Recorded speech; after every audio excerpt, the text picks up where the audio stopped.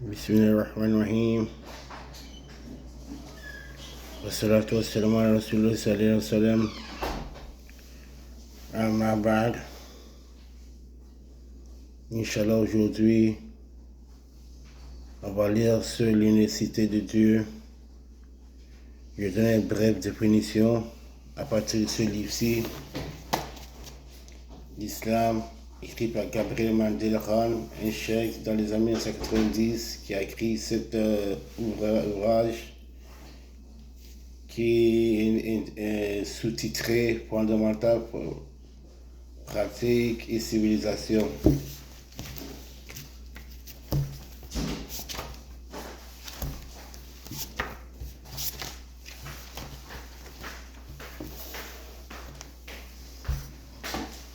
Alors je vais lire ici la définition. Le prophète a dit: l'une des meilleures façons de pratiquer l'islam consiste pour l'homme à négliger ceux qui ne le considèrent pas. An-Nawawi.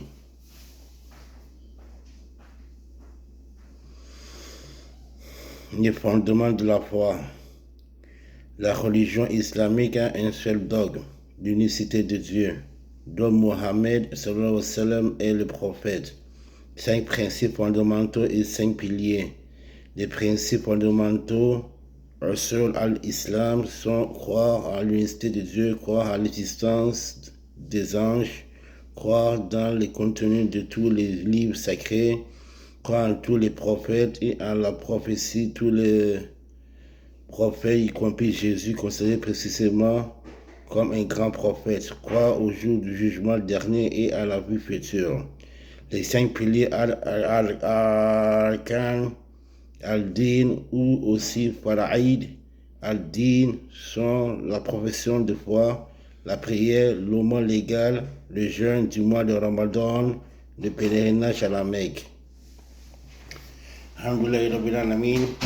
On va lire les 6 aspects de la foi et puis les 5 piliers de l'islam. C'est très important de les comprendre et de les pratiquer car c'est ça le principe de la vie. C'est ça le mode de la vie. C'est ça le sunnah de la vie. C'est ça le digne de la vie. C'est ça que tout le monde doit pratiquer politiquement, socialement, financièrement, académiquement. Et c'est très important car Allah nous a créé pour un but et le but c'est de l'adorer. C'est ça que dans Al-Fatiha il a dit: Ihdina siratal mustaqim siratal ladzina an'amta alayhim ghayril maghdubi alayhim waladdallin. Tout d'abord avant ça il a dit Iyyaka na'budu wa iyyaka nasta'in. Iyyaka na'budu wa iyyaka nasta'in. Et pour l'abudou ça vient du mot ibada. Abada. Ce qui veut dire l'adoration. Et celui qui fait l'adoration s'appelle Abd. C'est pour ça que des fois il y a des musulmans qui s'appellent Abdullah, le servant, l'esclave, l'adorateur de Dieu. Abdullah, Ibada. En fait, le père de Mohammed sallallahu alayhi wa sallam s'appelle Abdullah. Et puis son cousin s'appelle Ibn Mas'ud, Ibn Abbas, Ibn Abdullah Abbas Mas'ud, qui était le plus grand savant de tout le temps, qui a eu le plus de haine à partir de connaissance du prophète sallallahu alayhi wa sallam. Alhamdoulillahi Rabbil Alamin. Et les 5 piliers de l'islam sont obligatoires à pratiquer. Tout d'abord, quand je citais préliminairement, il y a le shahadatain. Il y a le shahadatain. Après le shahadatain, celui qui est plus important parce que c'est la salat, la prière. La prière est 5 fois par jour. Le matin, Fajr, avant l'aube. Après les zénith, juste avant les zénith plutôt, ça s'appelle Dhuhr, qui consiste à 4 rakats, Fajr 2 rakats, 2 cycles. Après quand le zénith se déplace un peu, il y a le Asr qui est 4 rakats. Après ça, au coucher, au crépuscule, il y a Maghrib 3 rakats cycles. Et puis finalement, quand il fait noir dans le ciel, Quand le ciel est noir, puis il n'y a plus de soleil, le soleil est couché, on appelle ça Salatul Isha, la prière de Isha, qui est 4 rakats cycles. Et puis Ramadan, il est important de jeûner pendant le mois de Ramadan, car le mois de Ramadan, c'est le mois d'Allah. Et c'est là qu'Allah a envoyé le Coran à Mohammed sallam dans le Ghar Hira, dans la grotte de Hira. Il a dit dans le Coran, Inna anzalna fi laylatil qadr, wa ma adraka ma laylatul qadr, laylatul qadr khayrun min alfi shahr, tanazzalul malaa'ikatu war-ruhu fiha bi'izni rabbihim min kulli amrin salam. Salamuhi hatta matul'ain fajr. En fait, à la fin du sens, ce qu'on est là, où là, tu colles la ligne de destin. Et ce qui te dira c'est quoi la ligne de destin? La ligne de destin vaut mieux que 1000 mois. C'est là que les anges descendent avec l'appel d'Allah. Et l'appel soit sur n'importe qui. Ça appelle jusqu'au Fajr. Alors, nous les musulmans, pendant le Ramadan, la fête de Ramadan, les 10 jours de Ramadan, recevons celle de chercher les Qadr, car ça vaut plus que 1000 mois d'adoration. Alhamdulillah, Rabbil Alamin. Puis Ramadan, c'est le mois d'abstinence. Yeah,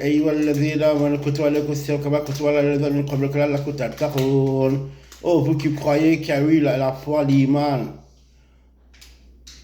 Vous êtes prescrit pour vous le jour du Ramadan, car c'est pour la piété. Et puis la piété, quand on définit ça, ça veut dire passion, adoration, passion, amour, passion, croyance à Allah, piété, taqwa.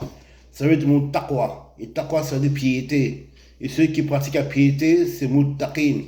Et ceux qui ont conjugué ce verbe-là, ça veut dire là, le tatakun. Tatakun, ça veut dire que vous ayez la piété. Tatakun, c'est un très beau, riche mot d'arabe. Tous les mots d'arabe sont normalement très riches, très profonds.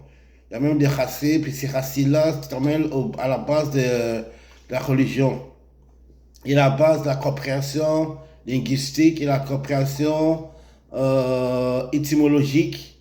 Ainsi que synthèse, grammaire, c'est une étymologie, racine de mots, synthèse de grammaire de mots. Ramadan, c'est très important de jeûner le mois de Ramadan. Et puis avant le Ramadan, il faut jeûner. Le prophète c'est jeûner 40 jours du mois de Sha'ban.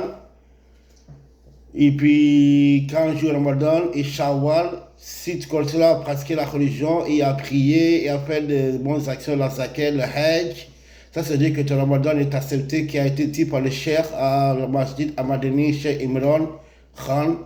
Il a dit que si tu continues à pratiquer la religion après la fin du temps de Ramadan, ça veut dire que ton jeûne est accepté. Et quand ton jeûne est accepté, il y a 8 portes du paradis, puis parmi les 8 portes du paradis, il y a le jeûne Ramadan. Alhamdulillah Rabbil Alamin. Et puis, un des jeûnes qui est plus important aussi, c'est pendant le Hajj. Le 9 jours de Hajj, il y a 10 jours de Hajj, celui qui jeûne, c'est encore plus important que le mois de Ramadan. Alhamdulillah Rabbil Alamin. Et puis la zakat, dans l'islam, il y a 2 types de donations. Il y a la zakat, puis il y a la sadaqa. Zakat, c'est ceux qu'on donne à la mosquée pour qu'ils aident les pauvres, les nécessiteux, à construire la mosquée, et puis tout ce qui concerne la religion. Et puis le deuxième type de donation, c'est sadaqa. Sadaqa, c'est ce qui est donné dans la mosquée, hors de la mosquée. Et le Rasul dit, quand vous donnez une charité, avec la main droite, que votre main gauche ne sache pas. Ça s'appelle celui qui se démontre, qui divulgue ses actions, ça s'appelle Ria. Ria, ça veut dire faire des affaires pour démontrer, afin que les gens disent qu'on est sain, on est brave, on est bon, pour avoir la reconnaissance des gens. Ça, c'est haram. Parce que ça peut amener au shirk. C'est seulement Allah qui peut se démontrer par sa puissance, par sa glorieuse puissance, par sa majesté, par ses 99 lois absolues qui est citée dans le Coran. Alhamdulillah Rabbil Alamin. Puis la zakat, c'est 2,5% de tes revenus mensuels. Et ça te donne à la mosquée. Et puis en passant, si tu es endetté, tu n'as pas besoin de payer la zakat parce qu'elle est considérée comme musulman nécessiteux qui a besoin de l'aide plutôt que de donner. Alhamdulillah Rabbil Alamin. Et puis, quand tu donnes une action, une bonne donation, Allah subhanahu wa ta'ala le multiplie par 100 par 100, par 1000, etc. Alors, c'est très important de payer la zakat, et puis parce que la zakat, parce que ça fait partie des 5 piliers de l'islam, Arkan ad-Din, Para'id ad-Din, c'est très important de le pratiquer, parce que ça, et puis une fois, Iblis est parti voir le seul dans ce monsieur de Ansar se dit un aider, et puis le seul a interrogé, puis a demandé à Iblis, avant vous aller, et là, et puis là, il a dit, Mohamed a dit à Iblis, c'est quoi le bénéfice de la sadaqa, de la charité, la zakat? Là, Iblis a dit, il y a 4 bénéfices. Bénéfice de la sadaqa et charité. Premièrement, il est béni par Allah. Deuxièmement, sa communauté l'aime. Troisièmement, Allah lui met une voile entre lui et l'enfer. Et quatrièmement, il reçoit des dons d'Allah. Alors, c'est très bénéfique de pratiquer l'aumône, parce que l'aumône, c'est dans toutes les cultures du monde. Mais chez l'islam, on a des hasanats pour les aumônes. Il y a des hasanats, l'ange à droite s'appelle Rajib, et qui quitte tes hasanats, et l'ange à gauche s'appelle Atik, qui quitte tes séyas, tes péchés. Et puis hasanat, c'est une bonne action, puis récompense, alhamdoulillahi rabbil alamin.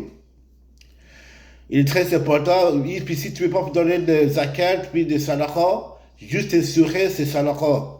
Tu vois, je veux dire, insurer, tu fais penser au paradis, et tu fais penser à la bienfaisance et au bon comportement. Tu vois, je veux dire, alhamdoulillahi rabbil alamin. Et concernant la zakat, la sadaqa, la zakat, c'est impératif dans l'islam. Tu vois, c'est impératif dans l'islam. Ici, tu ne veux pas donner de donations zakat en argent, bien en biens, vêtements, etc., voiture, maison. Il faut faire des zikr. Les zikr, subhanallah, 33 fois subhanallah, 33 fois alhamdulillah, 33 fois Allahu Akbar. Et le Seigneur m'a dit, quand tu dis subhanallah wa bihamdihi, c'est mieux que tout ce que le ciel et la terre contient et au-delà. Alhamdulillah rabbil alamin. Une fois, il y avait un ansar. Et puis le Seigneur a envoyé un mesquin, un pauvre à cet ansar. Alors ansar a dit, oui, on va t'accueillir, on va te donner à manger, on va te donner à boire. Là, eux, ils n'avaient rien à manger non plus, mais tant il y avait un bon cœur, c'est le musulman de temps, ils étaient tellement bien, et puis ils avaient tellement peur d'Allah, puis ils voulaient tellement le paradis, qu'il est parti chuchoter à sa femme, il a dit, écoute, fais exprès, il prépare la nourriture pour lui, toute la nourriture qu'on a, qui nous reste, qu'on va manger demain et ce soir, donne à ce mesquin, à ce frère pour manger. Eux-mêmes n'ont pas mangé. Ils ont donné leur nourriture à quelqu'un qui avait faim, et puis ils ont crevé de faim. Regarde comment la foi, l'iman de l'émission était forte dans le temps. Regardez. Subhanallah. Puis là, ils ont fait exprès de travailler sur leur lampe pour faire penser aux mesquins, aux frères qui avaient besoin de biens, qu'eux aussi, ils mangeaient et puis ils allaient bien. Subhanallah. Pendant la bataille de Badr ou bien Uhud, il y avait un frère qui avait de l'eau pour donner au frère qui était par terre, qui avait très très soif. Après, il a entendu le gémissement d'un frère, gémissement de l'eau. Alors le frère est parti le voir, et puis il y avait un autre frère qui faisait des gémissements. Et puis il a dit, va voir ce frère-là tout d'abord. Ce frère-là est parti, puis il a attendu un autre frère qui faisait des gémissements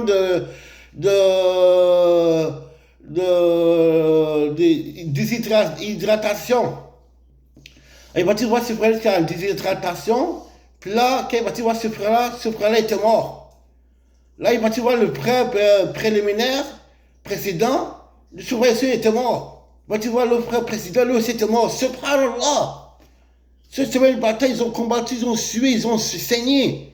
Et puis ils avaient ça, ils ont dit, va voir le frère tout d'abord, va voir le frère tout d'abord, va voir le frère tout d'abord. Regarde comment la foi des musulmans était forte dans ce temps-là. Aujourd'hui, en Palestine, et on est environ 1 milliard de musulmans sur terre, puis avec 56 pays musulmans et plus. Pas un seul qui va aider la Palestine qui ont besoin de la nourriture, à part l'Égypte, qu'Allah cède les premiers musulmans égyptiens.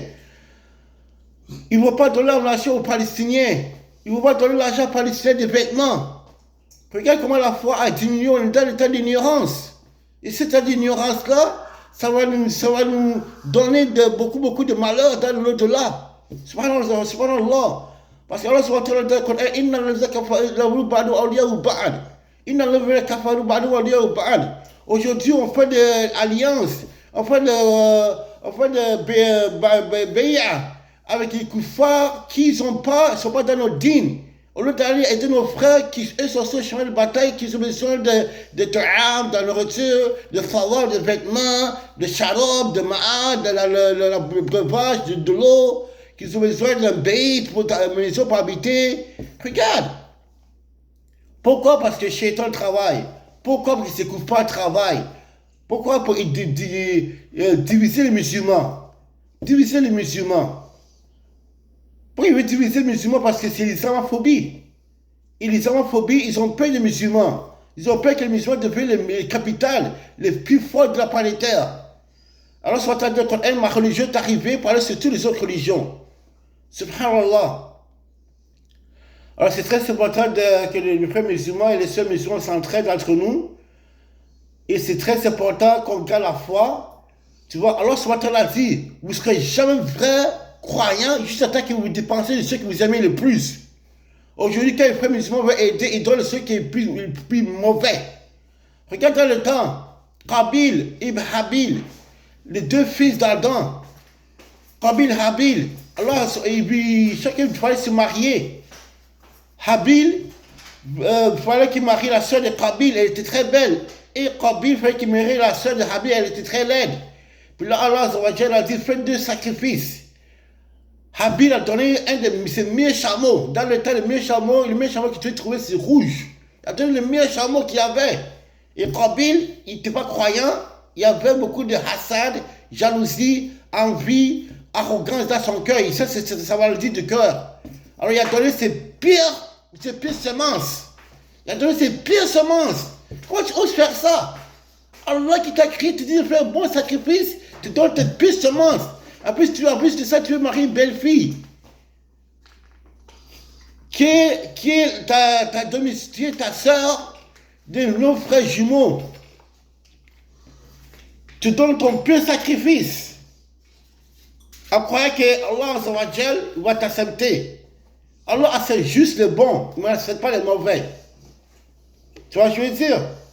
Alors Qabil a donné le pire, Habil a donné le meilleur. Et puis là, Habil a gagné, il a marié sa propre soeur. Dans le temps, c'est permis de marier sa propre soeur parce que le lien de sang et puis l'héréditaire des sangs était très avancé. Tu vois ce que je veux dire? Subhanallah. Alors après ça, Qabil a tué Habil parce que Qabil était jaloux de son frère Habil. Habil était grand, beau, puissant, fort. Et puis, Shaitan l'a dit de lui tuer. Il a été la colère. Quand tu as la colère, tu vas te contrôler. C'est là où Shaitan rentre en œuvre. Quand tu es content, il s'en va. Mais quand tu es en colère, il vient te manipuler tes neurones, tes cortèges, ton dopamine, tout ton système cerval. Tu vois, il a manipulé Qabil. Il a dit, Qabil, tue-le. Juste à cause de Sadaqa. Juste à cause de Oman. Juste à cause de Zapiha, juste à cause de Nusuk. Tu vois ce que je veux dire? Là, comme il a dit, je sais pas c'est quoi tuer. Il a dit, écoute, prends cette rocha puis frappe-le dans sa tête. Là, il a tué. Là, Habil était tellement bon. Avant ça, Habil a dit, si tu vas me tuer, moi, je ne te tuerai pas. Parce que moi, j'ai peur d'Allah. Moi, j'ai peur d'Allah. Toi, tu veux me pécher, moi, je ne ferai pas un péché. Moi, je veux pas dire, toi, tu vas aller à l'enfer.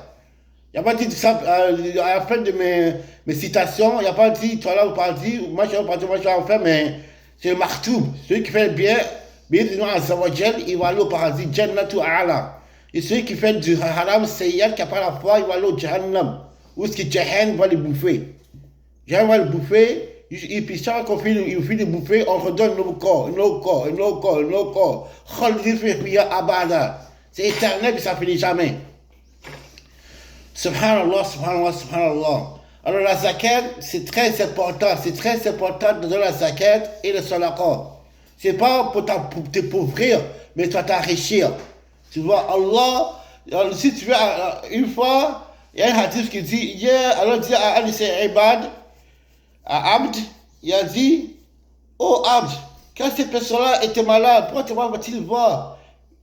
Quand j'étais malade, pourquoi tu me voir? Il a dit, Ya Rabbi, t'es Seigneur, tu vas être malade. Il a dit, tu ne savais pas que mon adorateur était malade, pourquoi va-t-il voir? Là, il a dit, oh mon serviteur, quand j'avais faim, pourquoi tu ne m'as pas donné à manger?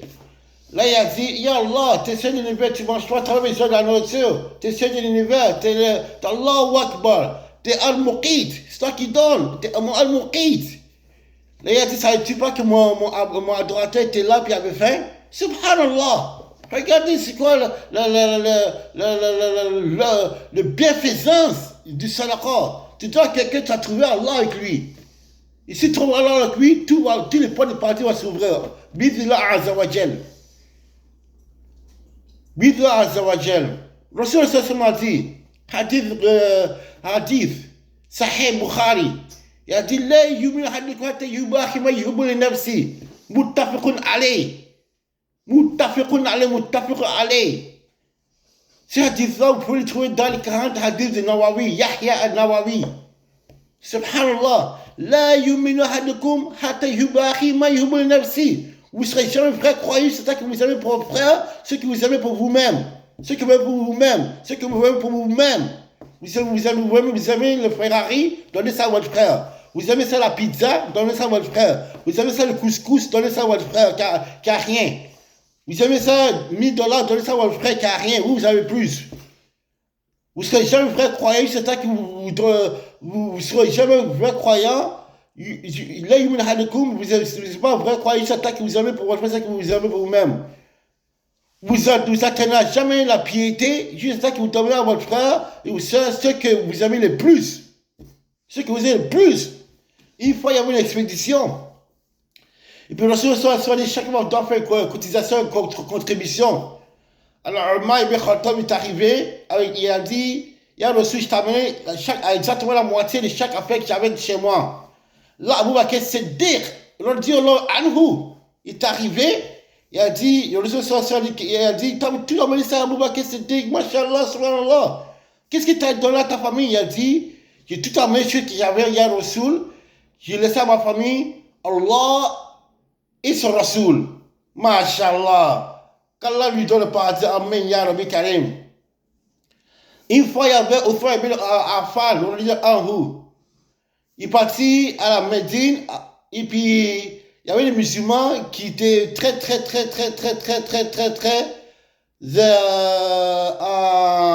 inconvénience. Vous voyez ce que je dis, inconvénience. Ils n'avaient pas le statut de quelqu'un qui était dans l'essence. Alors, Othman ibn Affan, est arrivé avec environ 1000, 2000, 20 000 chameaux. C'était un des sahabas les plus riches. Il parlait peu, il était très intelligent. Il a celui qui a marié 2 filles du prophète. Ruqayyah et Umm Kulthum. Radiyallahu anhuma. Alors, Othman ibn Affan avait vu les frères musulmans qui avaient faim, qui crevaient de faim, qui avaient besoin de manger. Et puis les musulmans, ils ont dit, Othman, on te donne des dirhams, des dinars, de l'argent pour ces nourritures, on ne peut plus supporter la faim. Là, il a dit, non, je ne veux pas. Là, il a dit, mais on te donne le double. Il a dit, non, je ne veux pas. On te donne le triple, non, je ne veux pas. Il a dit, mais tu dois être fou, qu'est-ce qui se passe? Tu ne veux pas l'argent? Là, il a dit, Allah m'a promis, tout ce que vous voyez ici, c'est son accord. Donc, prenez-le. Cette provision, ça valait environ, si on peut calculer de notre concurrence aujourd'hui, de notre monnaie aujourd'hui, ça vaut environ peut-être 5 000 $, même pas. Mais c'est 2 000 $, 3 000 $, facile. Non, 300 000 $, 5 000 $, 2 5 000 $, 3 000, 5 000 $. Il a tout donné ça sur l'accord. Il a dit, you donne tout ça, Allah Azza wa Jal m'a promis le paradis. Allah. You donne tout ça, Allah m'a promis le paradis. Allah m'a promis quoi? Le paradis. Alors tout ça, je vous le donne. Allahu Akbar. Combien de gens ils sont prêts à donner leurs biens pour plaire à Allah aujourd'hui? Regarde Elon Musk, l'homme le plus riche au monde. Même pas $1 il donne à la Palestine ou bien à Shishan ou bien à l'Ukraine. Même pas $1. Et puis il y a des milliards et des milliards. Il y a deux façons qu'Allah motive une personne qui s'avère au monétaire. Soit qu'Allah le rend extrêmement riche et puis il voit plus clairement, ou bien Allah le rend pauvre. Subhanallah. Et puis quand on est pauvre, il faut être reconnaissant. Une fois, il y a un hadith, le Seigneur a dit, ce hadith-là, il y avait un mesquin, un pauvre, un nécessiteux, qui, et puis il a dit, il y a 3 personnes qu'Allah, en son ne va pas regarder Yom Kiyama. Si Allah ne te regarde pas Yom Kiyama, t'es cuit. Allah, le préserve de l'arrogance et de l'orgueil. Première personne qu'Allah, le Seigneur a dit, qui Allah ne regardera pas, c'est qui? Le roi qui ment. Tu es roi puis tu mens. Pourquoi tu as menti? Mens pas. T'as la suprématie. T'as le pouvoir, t'as la force déjà. C'est toi qui contrôle le gouvernement. T'es le roi, t'es le malak de ton balade, de ton art. Tu peux mettre tout ce que tu veux, tu peux mettre tout ce que tu veux, moi tu m'en sais, t'as parlé de qui? De ces personnes, Allah ne regardera pas. C'est le miskin. Le pauvre, quand on lui donne, il dit non, je ne veux pas, l'arrogance. On lui donne, il dit non, je veux plus, je veux pas ça, ça c'est pas ça que je veux. T'as rien, on te donne, prends. Allez, chialer. Sois pas un bébé lala. Ouais, je vais dire, sois pas un bébé lala. Sois pas un ingrat. Sois pas ingrat, c'est-à-dire, sois pas non reconnaissant.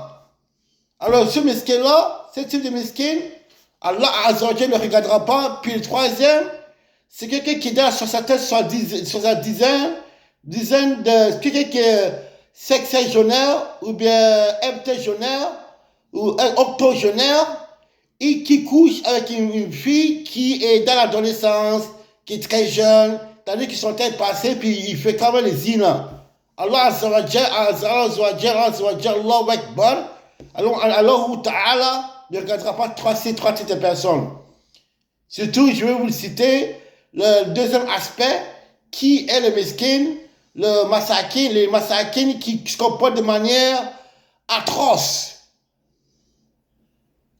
irréfléchie, manque d'intellectualité. Ça, c'est les défauts, mais pas des qualités. Alhamdulillah Rabbil Alamin. Je vais vous donner beaucoup de citations, puis beaucoup de guidance par la permission d'Allah sur la zakat et la sadaqa. Et puis il y a le hajj. Le ramadan, c'est sûr, je parlais de ramadan. Et puis il y a le hajj. Le hajj, c'est toujours selon tes capacités. Si tu peux nourrir ta famille, prends soin de tes finances, prends soin de ta vie séculaire et spirituelle, et tu as le moyen, tu vas au hajj. Puis le hajj, le petit hajj, c'est Umrah. Umrah, ça vaut $2000 à l'Arabie Saoudite. Et puis il y a le hajj kabir, qui a vaut $10 000. Qu'Allah Azzawajal facilite tout le monde dans ce dunya puis dans l'akhira, qui nous donne le paradis, qui nous donne du amal salih. Bismillahirrahmanirrahim. سبحان الله رب السماوات والأرض ورب الليل والنهار ورب الظلمات والنور وهو بخير والشر وهو بكل شيء هو الله الرحمن الرحيم مالك كل السلام مؤمن مهيمن عزيز جبار متكبر الخالق البارئ المصور الغفار القهار الرزاق الفتاح عليم القابض الباسل الخافض الرافع المعز المذل باسل حكام السميع الباسل حكام العدل اللطيف الخبير الخبير العظيم الحليم الغفور الحمد لله رب العالمين اللهم إنا نسألك العلم النافع ورزق طيبا ورزق طيبا عمل متقبلا اللهم نحن نسألك علم نافع ورزق طيبا وعمل متقبلا اللهم نسألك علم نافع ورزق طيبا وعمل متقبلا وأعمال متقبلة وأعمال متقبلة. يا ربك الرحيم، يا غني يا غني يا غني، لا إله إلا أنت أستغفرك وأتوب إليك. لا إله إلا وحده ولا شريك له، له الملك وله الحمد، يحيي ويميت وهو على كل شيء قدير. وقيموا صلاة الزكاة. يا رب الذي كل بشر كل إنسان عبده وصلي وصل إليه. يا رب مقيتو، يا رب مقيتو، أتانا رزقك، أتانا طعام، ثواب، أعمال، فلوس، كل شيء خير ولا شر. وإذا الشر نحن نسألك خير. وقال عز وجل إن مع عسر يسرا، إن مع عسر يسرا. الحمد لله رب العالمين. يا رب تقبل صيامنا وقيامنا، رب تقبل صيامنا وقيامنا، رب تقبل صيامنا وقيامنا. إذا شهر رمضان، إذا شهر رمضان، من شهر رمضان، من شهر رمضان تقبل صيامنا وقيامنا. يا رب تقبل كل هجوج، تقبل كل هجوج، تقبل كل هجوج. نحن وأتانا نية الخير، نية النور، نية النور، نية النور. سبحان ربك رب العزة عما يصفون، والسلام على المرسلين والحمد لله رب العالمين. السلام عليكم ورحمة الله وبركاته.